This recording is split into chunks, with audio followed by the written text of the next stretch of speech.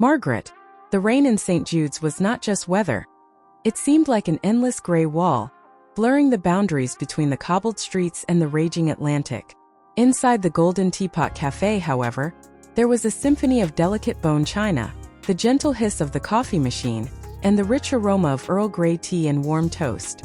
It was a place where the local elite gathered to see and be seen, sheltered behind velvet curtains by a cozy fireplace. The harmony was broken when the heavy oak door creaked open, letting in a gust of icy mist and a figure that looked as if the sea itself had spat her out onto the shore. Her name was Margaret. At 89 years old, she moved with such fragility that a single harsh word could break her. Her coat was a soggy, shapeless garment of indeterminate color, and her shoes, old leather brogues held together by nothing but good faith and string, squelched pitifully on the polished marble floor. Margaret did not raise her eyes. She was painfully aware of the no trespassing sign at the entrance and the sudden, suffocating silence that reigned at the nearest tables. Her stomach gave a telltale empty rumble. With trembling hands, she approached the mahogany counter. The manager, Mrs. Gable, a woman whose pearls were as hard as her gaze, didn't even wait for the guest to speak. She adjusted her silk scarf, and her face contorted into a grimace of undisguised disgust. I wanted to know if there was any soup left over from yesterday, or maybe some bread crusts." Margaret's voice was like the faint rustling of reeds, barely audible over the drumbeat of rain on the window panes. She carefully placed a few darkened copper coins on the counter, her fingers gnarled and blue from the cold. Mrs. Gable didn't even look at the money. She leaned over the counter, her voice a sharp, venomous whisper that carried across the room. "This is a respectable establishment, not a soup kitchen for the poor. Your presence offends my customers. Take your pennies and leave before I call the constable." Margaret flinched as if she had been struck. "Please, ma'am," she whispered. "It's freezing outside. I have nowhere else to go." "That's none of my concern," Mrs. Gable snapped, folding her arms across her chest. "You're an eyesore. Get out. Now." A couple of diners at the window giggled behind their menus. A well-dressed gentleman muttered something about the decline of the downtown area. Margaret lowered her head, the weight of 1,000 humiliations pressing down on her narrow shoulders. She felt invisible, a ghost in a world where she no longer belonged. Margaret was halfway to the door, her spirit finally broken, when the door swung open again. Arthur Sterling entered. His presence was commanding, not because of noise, but because of a quiet, undeniable significance. As the head of Sterling and Sons Restoration, Arthur had dedicated his life to saving crumbling cathedrals and forgotten estates. He had a reputation for finding soul in ruins and an extremely low tolerance for those who had no soul at all. Arthur froze, his sharp, observant eyes instantly taking in the scene. A trembling elderly woman and Mrs. Gable, who looked as if she were ready to grab a broom and sweep Margaret out. He walked across the hall, the silver knob of his cane tapping softly on the marble. "Is there a problem here, Mrs. Gable?" Arthur asked. His voice was rich and calm, but there was a steely edge to it that made the housekeeper flinch. "Oh, Mr. Sterling. 1,000 apologies," Mrs. Gable stammered, her face instantly turning into a fawning mask. "I was just dealing with this intrusion. She was disturbing the guests. I'll have her removed this very second." Arthur looked at Margaret, then back at Mrs. Gable. His eyes darkened. "The only intrusion I see here is your egregious lack of manners," he said loudly enough for the entire room to hear. "This lady is my guest, and you will treat her with the utmost respect." He walked over to Margaret and, to the collective gasp of those present, offered her his arm. "Madam, please. My table is by the fireplace. I would be honored if you would join me." Mrs. Gable's jaw dropped.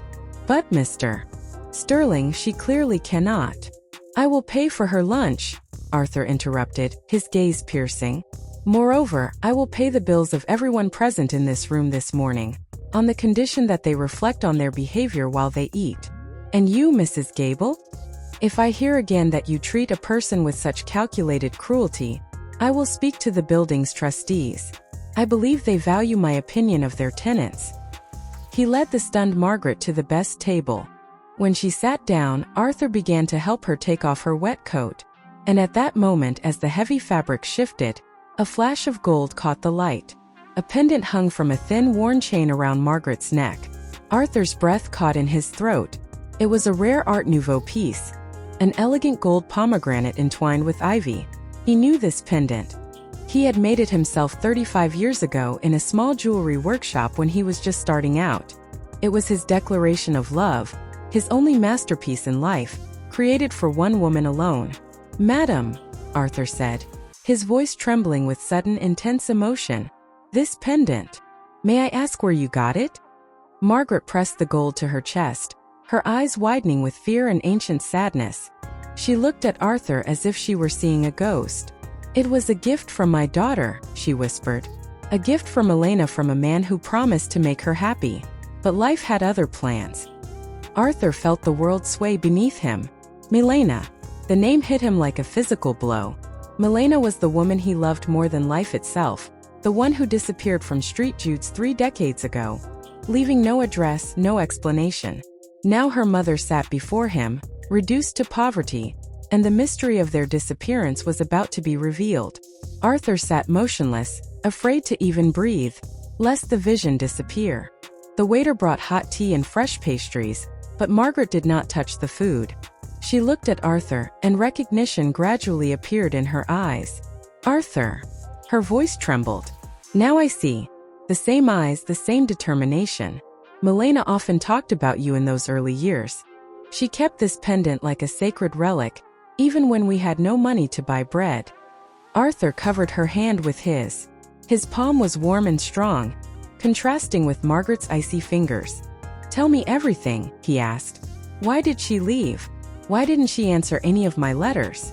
I searched for her for years. I almost went mad with uncertainty. I thought she had simply fallen out of love with me."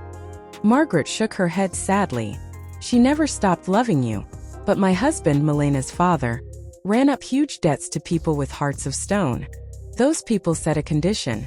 Either Milena marries their partner's son, a cruel and dishonorable man, or your business, Arthur, will go up in smoke with you inside. You were just starting out then, you had no connections or protection." Arthur felt nausea rising in his throat. He remembered the strange threats he had received in his youth, and how they had suddenly stopped after Milena's disappearance. He thought he had just been lucky, but it turned out that his life had been bought at the price of her happiness. "She left at night, taking me with her to protect us all," Margaret continued. "She married that man. It was a marriage in hell. He hated her for not loving him and did everything he could to erase her personality. He forbade her from having any contact with her past." Margaret's story flowed like bitter wine, burning Arthur from the inside. Milena lived in this nightmare for 10 years until her husband died in a drunken brawl. It seemed like liberation, but the family's debts remained. Lawyers and creditors took everything. The estate, savings, even personal belongings. "Milena died 5 years ago, Arthur," Margaret said quietly, and those words finally destroyed Sterling's world. Illness and years of stress had worn her down. "Before she died, she gave me this pendant and said, 'If you ever meet Arthur, just give this back to him. Let him know that I remain faithful, at least in my heart.'" Margaret fell silent, and a heavy silence descended on the café. The rain outside continued to lash against the windows, but inside everything stood still. Arthur looked at the pendant, a small golden testimony to a great sacrifice. He felt like an architect who had discovered that the foundation of his most beautiful building had been built on tears. "I was left all alone," Margaret finished. "I tried to survive, sold the rest of my furniture, worked as a maid until my back gave out. In the end, I was thrown out onto the street. I didn't come here today because I wanted charity. I just wanted to see this place one last time. St. Jude's. The place where my daughter was happy." Arthur straightened up abruptly. His eyes burned with a cold, determined fire. He couldn't bring Milena back, but he could make up for his ignorance by caring for the person who was most precious to her. "You're not going anywhere, Margaret," he said firmly. "I'm a restorer. I restore what seems to be destroyed, and I swear on Milena's memory. Your home will no longer be the streets." He signaled to his assistant, who was always waiting nearby. "Prepare the guest wing at my estate, and call the best doctor." Margaret is coming home." Arthur expected tears of gratitude, but when he offered Margaret a ride to his estate, she slowly pulled away. Her gaze, previously full of fatigue, flashed with a cold, piercing glint. She looked at his manicured hands, his expensive coat, the confidence that money and status gave him, and a bitter smile twisted her lips. "You want to take me away with you, Arthur?" Her voice suddenly grew stronger, with a hint of steel in it. "You want to build me a golden cage to ease your conscience? You're 30 years too late. Milena is dead, and you are to blame for her death." Arthur froze, stunned by this sudden accusation. "Margaret, I didn't know. I looked for her." "You didn't look hard enough," she interrupted, her voice echoing through the quiet cafe. "You built your empire, you restored other people's cathedrals, while my daughter rotted alive in a marriage she entered into for your sake. You were so busy with your career, your stones and your drawings that you didn't notice how someone else's life was sacrificed for your well-being." Margaret clenched the pendant in her fist so tightly that the chain dug into her skin. "She forbade me to look for you. She said that if you found out the truth, you would rush to save her and ruin yourself because those people were dangerous. But I watched her fade away, and I hated you for every mention of you in the newspapers, for every success you had, because the price of your success was her broken life.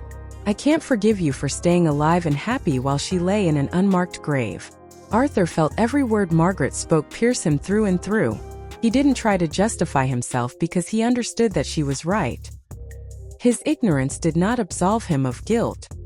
He had indeed lived, created, and prospered while his only love sacrificed herself. "You have every right to hate me," he said quietly, lowering his head. "I'm not asking for forgiveness, Margaret. I know it can't be earned, but Milena did it so that I could live. And if I let her mother die on the street, her sacrifice will be completely meaningless. Not for me, for her. Let me at least give you peace." Margaret stared out the window for a long time, watching the rain wash the dirt off the pavement. Her anger gradually gave way to emptiness. She had no strength left to fight. "I'll go," she finally said, without looking at him. "But don't think this is peace. I will be a reminder of what you have lost. Every day when you look at me, you will see the ruins you were unable to restore." When they arrived at the Sterling estate, they were greeted at the door by Alice, Arthur's only daughter, named after his grandmother. Alice was remarkably similar to Milena. The same posture, the same attentive, deep gaze. Seeing her, Margaret shuddered and turned pale. "Who is she?" whispered the old woman, grabbing Arthur's hand. "This is my daughter, Alice," Arthur replied. "Alice, meet Lady Margaret. She was very important to me in the past." Alice, unaware of the drama that had unfolded in the cafe, approached Margaret and gently took her hands. "Welcome," the girl smiled. "Father said we would have a guest. Come, I'll show you to your room, the fire is already lit." Margaret looked at Alice and her heart broke. In this girl's face, she saw the features of her daughter's failed future. She saw the life that could have belonged to Milena and Arthur's children. The resentment still burned inside her, but the touch of Alice's warm hands made the poison in her soul cool, a little for the first time in many years. Life at the Sterling estate became a test of silence and luxury for Margaret. She lived in the guest wing, surrounded by care she despised. Arthur tried to stay out of her sight, knowing that his presence only fueled her pain, but Alice was tireless. She brought Margaret her morning tea, read to her aloud, and most importantly, asked her questions. One evening, as Alice was combing Margaret's gray hair, the girl noticed a gold pendant on the nightstand. "What an unusual pattern," Alice whispered. "Ivy and pomegranates. I've seen similar sketches in my father's old albums. He said it was his unfinished symphony." "Margaret, why are you looking at me like that?" Margaret turned and stared at the girl's face for a long time. In the soft light of the lamps, Alice's resemblance to Milena was almost unbearable. "Your father is a master of illusions, Alice," she replied bitterly. "He knows how to shape stone, but he couldn't keep a living heart. This pendant was a pledge of love that became a curse. Every time I look at you, I don't see you, but the one your father couldn't protect." Alice froze, the comb falling from her hands. "Are you talking about the woman he loved before, Mom?" He never mentioned her name, but sometimes I saw him looking at the sea with such longing, as if he were waiting for the waves to bring back something he had lost. So it was you? Or rather, your daughter. Margaret nodded, and a tear she had been trying to hide rolled down her wrinkled cheek. At that moment, Alice couldn't hold back and hugged the old woman. It wasn't a gesture of politeness. It was an impulse of the soul that had learned of great sorrow. Margaret froze at first, but then her shoulders shook, and for the first time she allowed herself to cry, not alone, but on the shoulder of the daughter of the man she hated. While a fragile connection between the past and the future was forming in the house, Arthur faced a new misfortune. His business, which had seemed unshakable, was suddenly under attack. Someone was methodically buying up his debts and blocking contracts for the restoration of historic sites. In the evening, the phone rang in his office. The voice on the other end of the line was cold and mocking. "Sterling, did you think the old accounts were closed?" the man said. "You took Margaret in. You're stirring up a past that doesn't belong to you."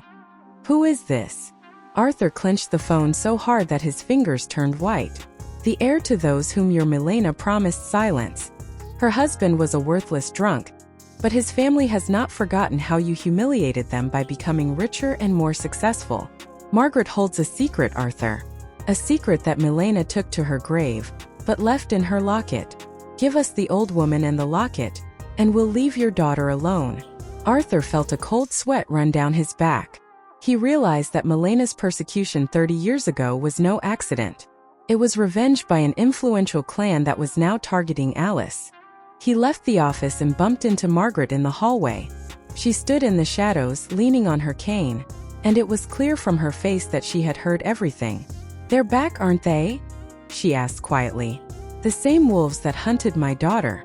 Now you see, Arthur, your rescue has brought disaster to your own home. You wanted to restore my life, but instead you've put Alice's life at risk." Arthur looked into her eyes. They no longer held only hatred. They held fear for Alice, the very girl who, in recent days, had become a reminder of light for Margaret.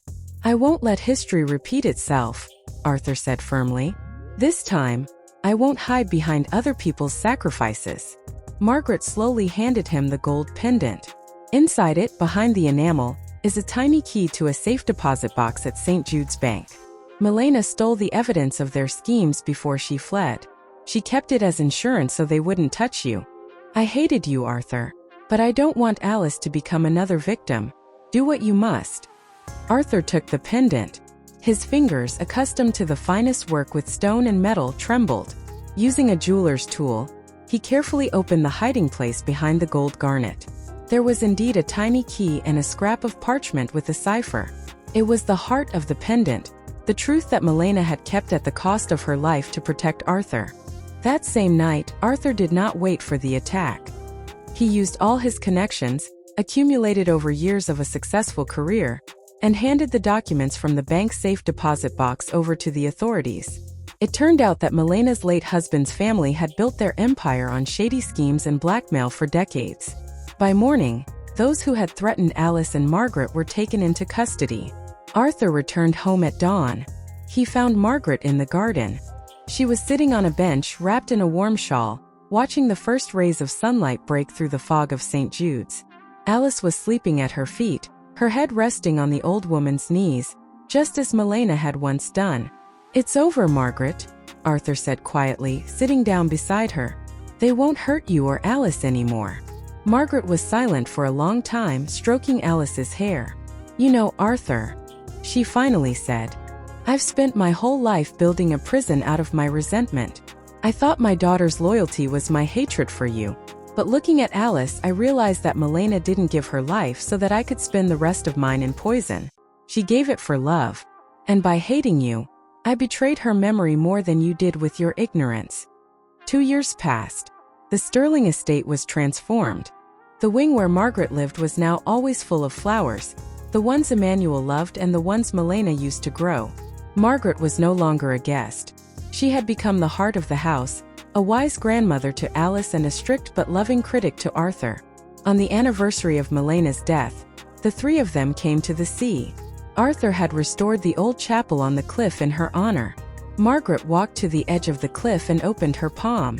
The wind caught the gold pendant, now empty without secrets or keys, just a symbol of the past, and carried it away into the depths of the ocean. "Goodbye, my dear," Margaret whispered. She turned to Arthur and smiled sincerely at him for the first time ever. "You know, Arthur, you are the best restorer I have ever known. You were able to restore even what had been erased into dust, my ability to forgive." A message from Margaret. "My dear ones, if you are now carrying a heavy stone of resentment in your heart, listen to an old woman who almost destroyed herself with this burden. Forgiveness is not a gift to the one who hurt you. It is a gift to yourself. It is the key that unlocks the cage of the past. Don't wait 30 years like I did. Begin the restoration of your soul today." Subscribe to the channel to hear more stories about the power of the human spirit and the unexpected twists and turns of fate. Leave a comment. Could you forgive someone you blamed for the loss of your most precious possession? Your opinion is very important to us. Share this video with those who are going through difficult times and are looking for the strength to forgive. Remember, as long as we are alive, it is never too late to start over. See you in the next stories.